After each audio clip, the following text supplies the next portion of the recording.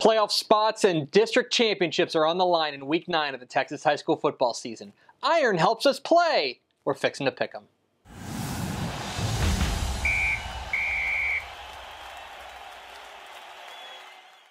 Welcome into Fixin' to Pick 'em in partnership with the NFHS Networks, your guide to the Texas high school football weekend. My name is Greg Tepper of Dave Campbell's Texas Football and TexasFootball.com. Thank you for tuning in. Can you believe it? We're in Week 9 of the Texas high school football season. Just 3 weeks left in the regular season. Playoffs are nigh upon us. We start in Longview. 7:30 p.m. Friday night at Longview's Lobo Stadium. It's an East Texas heavyweight battle as Longview welcomes in the rival John Tyler Lions. What are the keys to this 11-6A matchup? Well, key number 1, Longview's physical style. John King has instilled a toughness in Longview that is rarely seen across the Lone Star State. They're going to pound you, and they're going to pound you, and then they're going to pound you, and then when you're tired of being pounded, they're going to pound you again. This is a physical, tough football team, and when it gets to the fourth quarter, can they get that one knockout punch to deliver to their rival? Key number 2, Cujo's secondary threat. We know about Bryson Smith. If you don't know about him, the John Tyler quarterback and Houston commit is something else. He has been all over the field for John Tyler. Is a big reason why they're 6-1. But if they're going to get past a Longview defense that has kind of struggled a little bit in past weeks, they're going to need a secondary threat. It's probably going to come on the ground, either their running back Cameron Grant or Justin Samples. Who steps up for Cujo as that second offensive weapon? And key number 3, home field disadvantage. What? Home field disadvantage? You'd think in a East Texas rivalry like this that home field advantage would be a big thing, that if you're in front of a raucous crowd, that would do a big favor for your squad. But that's not the case in this series. In fact, the last 5 times these two teams have hooked up, the road team has won, and they've won 6 of the last 8. John Tyler's on the road, and Lobo Stadium is not a fun place to play. But will history hold? Can John Tyler handle the elements? Who am I picking? I like John Tyler just by a little bit. I think this game is very close, but in the end, you go with the team with the best offensive weapon. That's Bryson Smith for John Tyler. I think this game could get very wild. I think this game's going to come down to who has the ball last, and I think DeCraven Polk is a real game changer here for Longview. But I think that Cujo comes away with a win. Down south, 7:30 p.m. Friday night at Sinton's Pirate Stadium. It's the Cuero Gobblers visiting the Sinton Pirates in 4A play. What are the keys to this matchup? Well, key number 1, Cuero's young guns. You look across the offensive spectrum for this Cuero team, and it is full of young superstars. Kieran Grant, Jordan Whittington, junior quarterback Drew Ryman-Schneider. This team is young, and I don't know if they know they're not supposed to be this good. Can the young guns for Cuero step up? Key number 2, Sinton's pass protection. Quarterback Colt Gorman is back, and he looks like he is ready to take aim at a very good Cuero defense, but will he have a chance? The offensive line has got to protect him against what's been a very good, very fierce Cuero defense.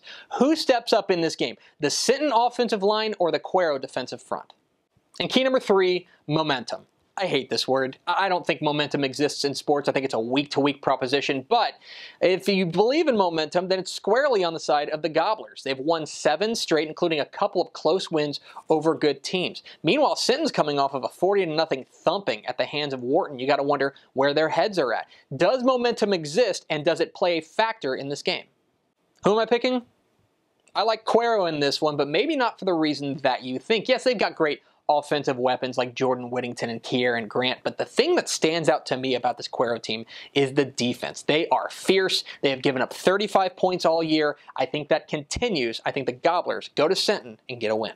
7:30 p.m. Friday night at Duncanville's Panther Stadium. It's DeSoto taking on Duncanville. A lot of great storylines in this one. First of all, you've got Jalen Nelson, the former DeSoto quarterback, now playing for Duncanville. He's got the Panthers flying high. DeSoto has 7-0, number 1 in the TexasFootball.com rankings. A lot to lose in this one. Great quarterback play in this one. More importantly, these two teams do not like each other. It's going to be a war. I like DeSoto, though. 7:30 p.m. Friday night at Plains Capital Park in Lubbock. Can Lubbock Coronado keep it going against Lubbock Cooper? Cooper suffered a bit of a surprising loss to Abilene Cooper last week. I want to see if that offense can get going. They got to go blow for blow with Quay Gray in this Coronado offense. I like Coronado to stay unbeaten. And a huge week in the Valley kicks off 7 p.m. Thursday at PSJA Stadium in Farr as unbeaten PSJA North welcomes in Edinburgh Vela. I have questions about whether or not Vela, which is a couple members of their offense down, can get past what's been a great PSJA North defense. This is close. I think it comes down to 2 or 3 points, but I do like Vela to come away with a win. But those are far from the only big games in Week 9 of the Texas high school football season. Let's get to the award-winning Lightning Round. Give me Anna to beat Liberty Ilo. I'm going to take Canutillo to beat El Paso Parkland. And I think that Canyon edges out Dumas. In a battle of teams that change districts together, I like Corpus Christi Calallen to beat Alice. I think Cedar Park ends Pflugerville Conley's unbeaten run. And Salina beats Melissa. I like Clear Springs to beat Clearbrook. I like Colleyville Heritage to beat Grapevine. And I think Converse Judson beats Schertz Clemens. I like Crawford over Goldthwaite. Del Rio stays unbeaten with a win over Laredo United South, and Geronimo Navarro beats Wimberley. In a battle of unbeatens, I like Hallettsville to beat Altair Rice Consolidated in 6-man action. I like Lorraine to beat Blackwell, and I think Lovelady beats Centerville.